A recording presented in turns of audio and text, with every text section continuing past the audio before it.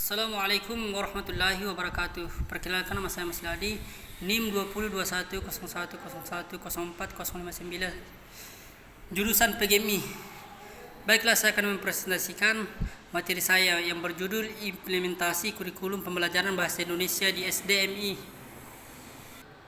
Pengertian kurikulum 2013. 1. Kurikulum 2013 menurut Wikipedia Online merupakan kurikulum pengganti kurikulum tingkat satuan pendidikan KTSP. Sedangkan menurut Priyatni 2014, kurikulum adalah penyempurnaan dan penguatan dari kurikulum tingkat satuan pendidikan KTSP. Kompetensi literasi merupakan integrasi dari keterampilan menyimak, berbicara, membaca, menulis, dan berpikir kritis, sehingga pembelajaran bahasa Indonesia akan meningkatkan kemampuan peserta didik dalam gagasan. 1. Komunikasi 90 efektif. 2. Melakukan inquiry. 3. Berbagi informasi. 4. Mengekspresikan ide dan gagasan. 5. Memecahkan berbagai persoalan kehidupan secara lebih bermakna. Kurikulum Merdeka Belajar merupakan kurikulum yang digagas oleh Menteri Pendidikan dan Kebudayaan Republik Indonesia, Nadiem Makarim, di mana dalam kurikulum Merdeka Belajar ini hal yang diprioritaskan yaitu siswa merasa senang pada saat mengikuti pembelajaran dan siswa tidak merasa terbebani dalam serangkaian kegiatan pembelajaran.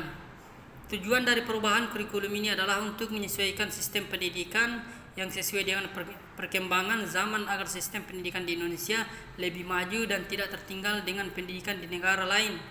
Kurikulum Merdeka sendiri menggunakan pendekatan pembelajaran yang berpusat pada siswa SCL, di mana pendekatan tersebut berfokus untuk meningkatkan dan mengembangkan kemampuan kritis peserta didik, di mana pendekatan ini memungkinkan peserta didik untuk belajar lebih aktif, mandiri, serta dapat memahami materi belajar sesuai dengan kemampuan masing-masing. Tujuan dari perubahan kurikulum ini adalah untuk menyesuaikan sistem pendidikan yang sesuai dengan perkembangan zaman agar sistem pendidikan di Indonesia lebih maju dan tidak tertinggal dengan pendidikan di negara lain. Kurikulum Merdeka diterapkan oleh pemerintah sejak adanya wabah COVID-19 saat ini. Indonesia mengalami permasalahan dalam proses pendidikan sehingga memberikan dampak pada pembelajaran, yakni mengalami ketinggalan pembelajaran, learning loss, dan kesenjangan pembelajaran, learning gap. Penerapan kurikulum Merdeka diterapkan sebagai upaya dalam mengembangkan kurikulum yang lebih baik selama mengalami permasalahan dalam proses pembelajaran. Penerapan kurikulum tersebut pemerintah bertujuan untuk membuat pembelajaran lebih bermakna serta menyukseskan pendidikan. Kurikulum Merdeka dibuat bukan untuk menggantikan kurikulum sebelumnya, tetapi untuk memperbaiki dari kurikulum sebelumnya menjadi lebih baik. Dalam hal ini, pemerintah mengajukan agar semua sekolah menerapkan kurikulum Merdeka secara bertahap.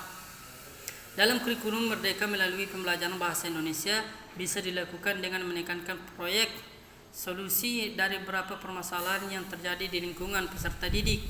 Dalam hal ini, pendekatan ini sangat sesuai dengan pembelajaran bahasa Indonesia kurikulum Merdeka dengan struktur belajar yang lebih fleksibel untuk mengembangkan karakter siswa yang dapat berguna di lingkungan masyarakat.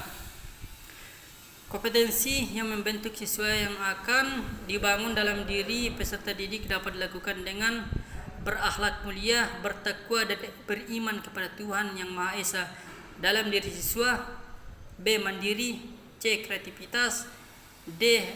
Benalar kritis. E. Dan membentuk perkebinekaan secara global kepada siswa. Aryana dan Rini Sugiarti 2020 menjelaskan jika penerapan pembelajaran bahasa Indonesia dalam konsep Merdeka Belajar Kampus Merdeka yaitu A. Penerapan paragraf pada pembelajaran. B. Kreativitas pembelajaran. C. Pendekatan komunitas pada komunikasi pembelajaran. D. Multimodal pada pembelajaran. E. Kunci sukses pembelajaran di rumah. 9. Sementara menurut Sriwijaya 2020 mengenai implementasi program kurikulum Merdeka Belajar bisa diterapkan pada beberapa strategi pembelajaran. Contohnya pada proses pembelajaran penulisan puisi, di mana para guru awalnya dapat memberi instruksi kepada para siswanya akan melakukan pengamatan terhadap kumpulan teks puisi atau melakukan suatu pengamatan pada objek yang dapat menjadi inspirasi untuk dapat ditulis agar bisa menjadi suatu karya puisi. Misalnya objek yang ditemukan adalah fenomena maraknya virus COVID-19. Selanjutnya siswa bisa melakukan tanya jawab mengenai hasil pengamatannya tersebut. Berdasarkan hasil tanya jawab, siswa dapat diinstruksikan untuk mulai menulis puisi. Selanjutnya akan dapat dirangkai menjadi puisi yang cukup menarik.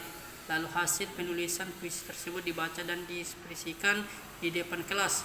Setelah pembacaan puisi, guru dan siswa lain bisa memberikan saran ataupun tanggapan yang membangun agar siswa dapat belajar mengambil kesimpulan, melakukan perbaikan dan pengevaluasi puisinya agar menjadi lebih bagus. Terakhir, tujuan pembelajaran terwujud karena siswa telah mampu menciptakan sebuah karya puisi yang baik. Sekian dan terima kasih. Wassalamualaikum warahmatullahi wabarakatuh.